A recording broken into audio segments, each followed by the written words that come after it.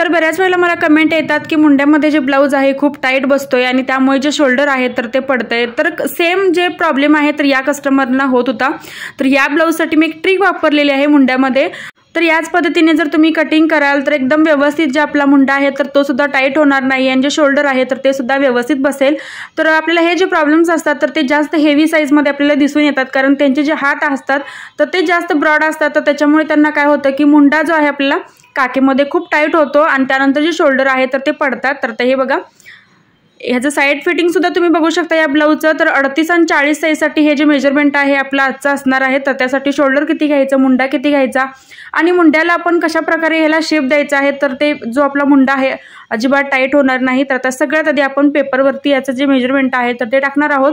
तर आता same measurement जे आहे तुम्ही 38 आणि 40 ब्लाऊजसाठी तयार करू शकता। तर आता सगळ्यात आधी मी ते टाकणार आहे पूर्ण उंची। तर पूर्ण उंची मी ती घेतलेली आहे 13.5 इंच। त्यामध्ये आपण प्लस 1 इंच मार्जिन जे आहे ॲड करायचं आहे। जर तुमची हाईट जास्त असेल तर तुम्ही पूर्ण उंची जी आहे तर ती एक्स्ट्रा ठेवू शकता। तर इथं बघू शकता की मी 14.5 इंच पूर्ण उंची घेतली। त्याच्यानंतर जे शोल्डर आहे मी 5.5 इंच घेतलेला आहे। तर शोल्डर मी 5.5 इंच घेतलं। त्याच्यानंतर जो आपला मुंडा आहे तर तो 6 इंच घ्यायचा आहे।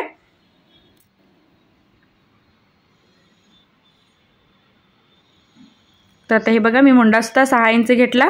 त्याच्यानंतर आपलं जे छातीचं प्रॉपर माप आहे तर ते आपल्याला टाकायचं आहे 9.5 इंच।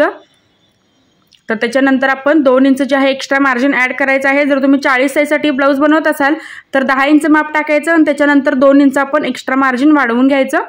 कमर जे आहे मी 8 इंच घेतलेले आहे। कमरेमध्ये सुद्धा आपण 2 इंच जे आहे मार्जिन वाढवून घ्यायचं आहे। आता छाती आणि कमर जे आहे आपण अशी दाखवल्याप्रमाणे जोडून घ्यायची। आता मुंड्याचा शेप आपण नंतर बघणार आहोत। आता सगळ्यात आधी आपण इथं क्रॉस पट्टीचं जे माप आहे तर ते टाकणार आहोत। तर क्रॉस पट्टी मी इथं घेतलेली आहे 3 इंच। तर तुम्ही 2.5 इंच सुद्धा घेऊ शकता जर तुमचं छातीचं पोर्शन जास्त असेल। तर इथं मी 3 आणि 2.5 इंच जे आहे क्रॉस पट्टी घेतलेली आहे। तर सगळ्यात आधी मी अशी स्ट्रेट लाईन मार्किंग केली। त्याच्यानंतर थोडासा इथं हलकासा मी इथं क्रॉस पट्टीला जो आहे शेप देणार आहे। तर आता हे बघा, तर गळारुंदी मी या ब्लाऊजसाठी घेतलेली आहे 2.25 इंच। पण तुम्हाला जर शोल्डरची पट्टी कमी हवी असेल तर तुम्ही गळारुंदी 2.5 इंच सुद्धा घेऊ शकता। तर मी तर 2.25 इंच घेतलेली आहे। त्याच्यानंतर जो पुढचा गळा आहे मी घेतलेला आहे 6.5 इंच। तर पुढचा जो गळा आहे तो तुम्ही तुमच्या हिशोबाने कमी जास्त ठेवू शकता। त्याच्यानंतर आपण जी कटोरी आहे तर ती 6 इंचाची घ्यायची आहे। जर तुमचं छातीचं माप थोडंसं हेवी असेल, जास्त असेल तर तुम्ही 6.5 किंवा 6.25 जी कटोरी आहे तर ती घेऊ शकता। तर हे बघा, मी 6 इंच घेतलेली आहे कटोरी। त्याच्यानंतर त्याच पॉईंटवरती आपल्याला एक स्ट्रेट लाईन मार्किंग करायची आहे। तर हे बघा, आता गळ्याच्या खालून वरती आपण 1 इंच घ्यायचं कटोरीला शेप देण्यासाठी।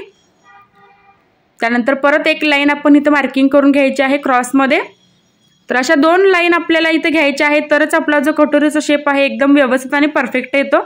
आता हे बघा, एकदम सोपी पद्धत आहे कटोरी काढायची। आपल्याला अंदाजे जो शेप आहे लवकर जमत नाही, तर त्यासाठी आपण ह्या 2 लाईन ज्या आहेत मार्किंग करून घ्यायच्या।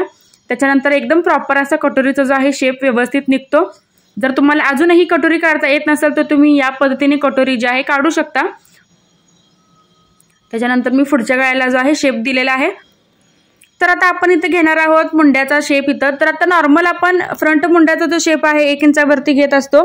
बॅक मुंड्याचा जो शेप आहे आपण 1.5 इंचावरती घेत असतो। तर सेम आपल्याला असंच पहिल्यांदा मार्किंग करून घ्यायचं आहे पेपरवरती। तर हे बघा, आणि जिथं आपण प्रॉपर आपलं माप घेतलेलं आहे 9.5 इंच तर तिथेच आपला जो मुंड्याचा शेप आहे तो स्टॉप करायचा आहे। त्याच्या पुढे आपण शेप न्यायचा नाही मुंड्याचा। तर आता हे बघा, बॅक आणि फ्रंट मुंड्याचा मी शेप इथे घेतलेला आहे।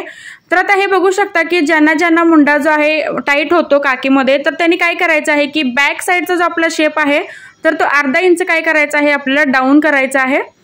आणि त्याच्यामुळे काय होतं, जर तुम्हाला फुगा वगैरे येत असेल काकेमध्ये किंवा रिंकल्स पडत असतील तर त्या सुद्धा पूर्ण गायब होऊन जातात। शिवाय जर शोल्डर खाली येत असेल मुंडा टाईट होऊन तर तो सुद्धा प्रॉब्लेम आपला सॉल्व्ह होतो। तर आता हे बघा, आपला जो बॅकचा मुंडा आहे तर तो आपण असा 1/2 इंच जो आहे खाली डाऊन करायचा आहे। तर हे तुम्ही मोठ्या मापाला सुद्धा केलं तरी चालतं। म्हणजे जर तुम्ही 40, 42, 44 जर ब्लाऊज शिवत असाल तर तुम्ही या पद्धतीने जे आहे मुंडा जो आहे कट करू शकता। कारण त्यांचं जे माप आहे थोडं हेवी असतं, छाती हेवी असते किंवा हात जे असतात त्यांचे ब्रॉड असतात। तर त्यांना हे आपलं जे माप आहे तर ते एकदम परफेक्ट बसतं। तर आता हे बघा, बॅकचा जो मुंडा आहे मी अर्धा इंच डाऊन केला, त्याच्यानंतर फ्रंटचा मुंडासुद्धा मी त्याला असा जॉईंट केलेला आहे। तर आता आपलं हे पूर्ण जे कटिंग आहे आपलं करून घ्यायचं आहे सगळ्यात आधी पेपरवरती। तर सगळ्यात आधी आपण इथं बॅकचा जो आपला मुंडा आहे तर तो इथं कट करून घ्यायचा। तर हे बघा बॅकचा मुंडा आपण सगळ्यात आधी इथं कट करून घ्यायचा।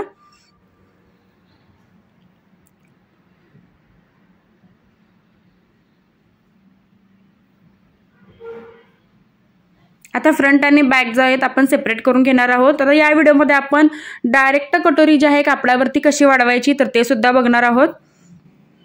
तर आता हे बघा गळ्याच्या साईडला सुद्धा मी दोन्ही साईडला कट्स दिलेला आहे। तर आता बॅकचं आपलं कटिंग झालेलं आहे। तर आता फ्रंट पार्टचा आपण पूर्ण सगळे जे आपले पार्ट्स आहेत तर ते कट करून घ्यायचे। तर फ्रंट मुंडा सुद्धा मी इथं कट करून घेतलेला आहे। त्याच्यानंतर आपली क्रॉस पट्टी आणि कटोरी जी आहे कट करून घ्यायची। आणि कटोरीचा शेप तुम्ही एकदम व्यवस्थित बघू शकता की एकदम परफेक्ट आणि प्रॉपर आपला जो कटोरीचा शेप आहे आलेला आहे ते सुद्धा आपण एकदम सिंपल पद्धतीने काढलेला आहे। तर सगळ्यात आधी आपण अस्तर जे आहे कट करून घेणार आहोत आणि त्याच्यानंतरच मग आपण जे आपलं मेन कापड आहे तर ते कट करून घेणार आहोत। तर बॅक पार्ट आपण इथं सगळ्यात आधी कट करून घ्यायचं आहे। तर बॅक पार्टमध्ये आपल्याला कोणतंच एक्स्ट्रा मार्जिन जे आहे वाढवून घ्यायचं नाही। तर बऱ्याच वेळेला मला ह्या सुद्धा कमेंट येतात की तुम्ही टक्ससाठी एक्स्ट्रा मार्जिन जे आहे घेत नाही का? तर मी घेत नाही, कारण मी थोडं टक्समध्ये कापड जे आहे घेतो, तर त्यामुळे मी एक्स्ट्रा मार्जिन जे आहे बॅक पार्टसाठी घेत नाही। तर आता हे बघा आपलं बॅक पार्टचं जे कटिंग आहे ते आपण असलं केलेलं आहे।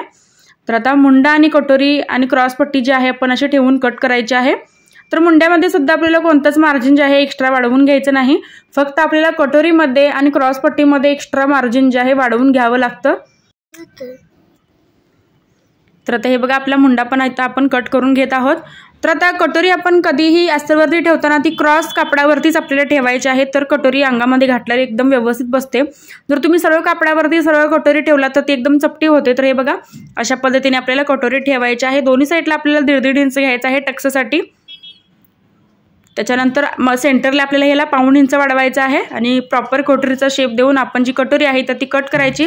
त्याच्यानंतर क्रॉस पट्टीमध्ये आपल्याला वरच्या साईडला शिलाई मार्जिन वाढवायचं आहे। तर आता स्लीवचं कटिंग जे आहे मी तुम्हाला या व्हिडिओमध्ये सांगितलेलं नाही, कारण बरेच माझे स्लीवचे जे व्हिडिओ आहेत माझ्या चॅनलवरती आहेत एकदम सविस्तर मी तुम्हाला माहिती दिलेली आहे त्यामध्ये, तर ते तुम्ही बघू शकता।